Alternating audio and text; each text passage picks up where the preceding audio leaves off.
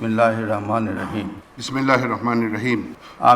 আমি জুবাইর রহমান চৌধুরী বাংলাদেশের প্রধান বিচারপতি নিযুক্ত হইয়া বাংলাদেশের প্রধান বিচারপতি নিযুক্ত হইয়া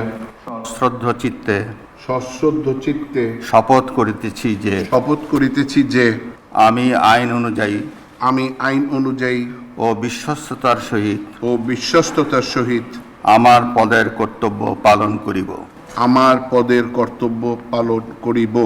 আমি বাংলাদেশের প্রতি অকৃত্রিম বিশ্বাস ও আনুগত্য পোষণ করিব।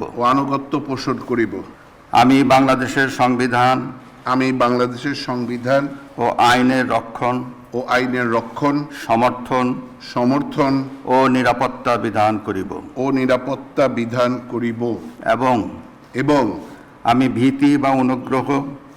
ভীতি বা অনুরাগ বা বিরাগের বশবর্তী না হইয়া সকলের প্রতি আইন অনুযায়ী যথাবিহিত আচরণ করিব। ধন্যবাদ। অভিনন্দন।